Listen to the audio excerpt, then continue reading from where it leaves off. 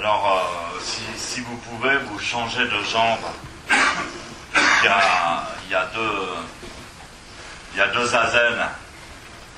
Donc vous faites le premier sur un côté, avec par exemple la jambe droite au-dessus, et le deuxième avec la jambe gauche au-dessus. De manière à pouvoir assouplir, parce qu'on a toujours un côté plus souple que l'autre. Bon.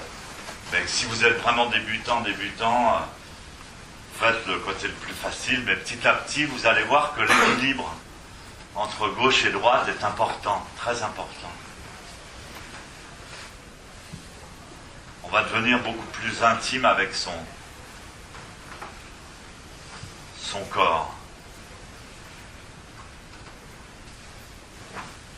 Vous allez devenir beaucoup plus intime avec beaucoup de choses de vous-même dont vous n'avez aucune idée, que vous ne connaissez pas. Et après, quoi que vous pratiquiez, même si vous pratiquez la course à pied, ou si vous faites du fitness, ou si vous apprenez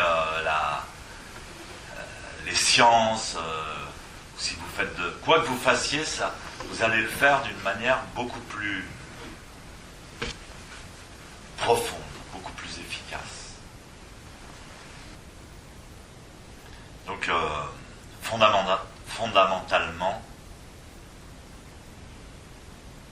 d'ailleurs dans fondamentalement, il y a mentalement et fondation. Il faut que ça soit mental, mais aussi il faut qu'il y ait des fondations. Donc fondamentalement, cette posture transmise par le Bouddha a pour fonction de pouvoir abandonner on pourrait dire grosso modo l'ego. On ne sait pas trop ce que c'est l'ego. L'ego c'est tout.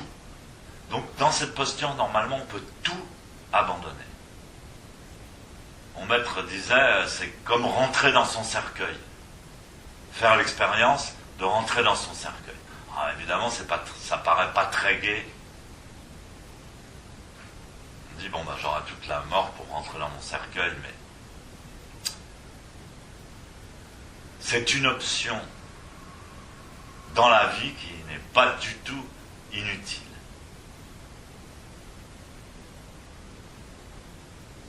Donc sans aller dans l'imagination des vampires et des trucs qui rentrent dans leur cercueil,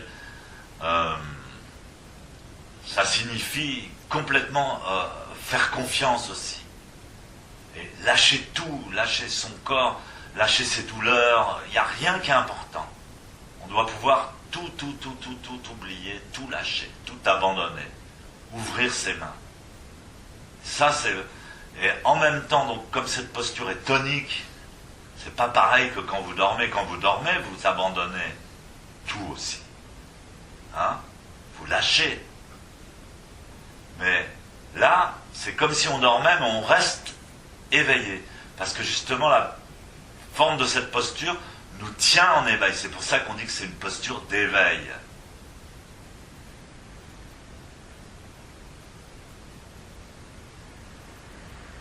Finalement, entre l'éveil et l'endormissement, il y a une relation.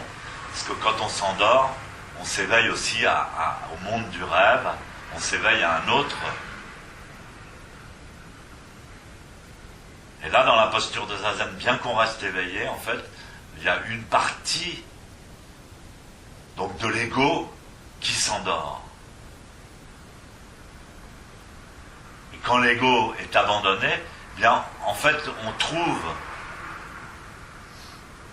une dimension de nous-mêmes beaucoup plus grande, beaucoup plus universelle.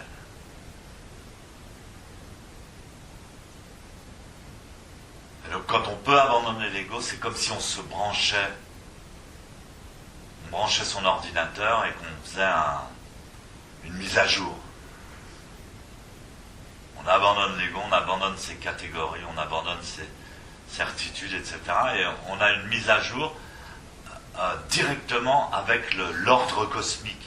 c'est-à-dire le cosmos entier, continue à tourner, à s'interpénétrer, à suivre les forces centrifuges, centripètes, interdépendantes, etc., de notre système, dans la galaxie, dans l'univers, etc., etc. Et donc tout ce mouvement immense du cosmos, dont on fait partie, eh bien on s'harmonise avec lui, on se réinitialise correctement. Donc le zen ne cherche pas une vérité, il n'y a pas une vérité à défendre, on ne va pas tuer les gens parce qu'ils critiquent le Bouddha ou quoi que ce soit, on s'en fout du Bouddha.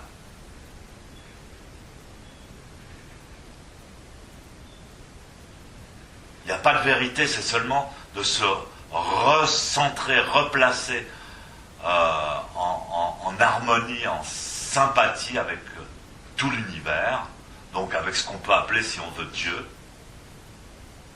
Et ça se fait automatiquement.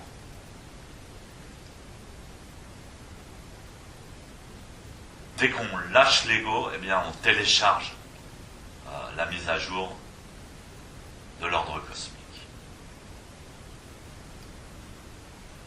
Après on vous dit, c'est bien le zen, ouais, je sais pas, je me souviens plus, mais je me sens bien. Il n'y a pas d'histoire, il n'y a pas de complications.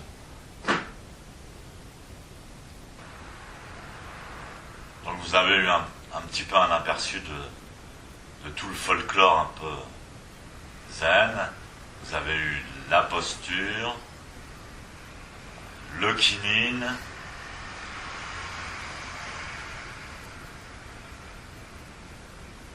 l'enseignement oral éventuel du maître, le kyosaku, le coup de bâton là.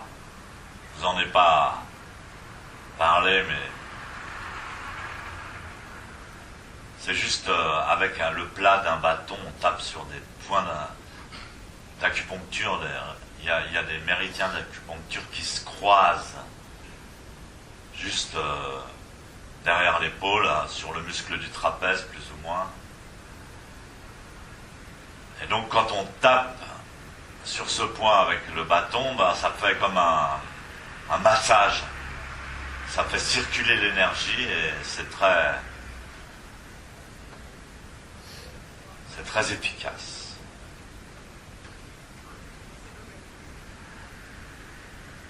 Donc le kinin, on a vu tout ça. Alors maintenant, la cérémonie, on fait peu de cérémonie, mais on chante un sutra qui s'appelle l'Anyashingyo, qui est l'essence, la concentration. C'est comme de l'essence, vous savez, les gouttes essentielles de plantes. C'est l'essence des 800 volumes de la Prajnaparamita, le sutra de la grande sagesse,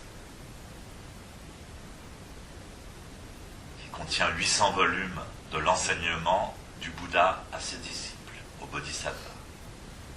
Et donc le concentré, ça donne l'Anyashingyo, c'est juste une page, et c'est un sutra qui est commun à tout le bouddhisme, que ce soit Mahayana, Hinayana, tibétain, Theravada, que ce soit au Vietnam, en Thaïlande, en Inde, en Chine, au Japon,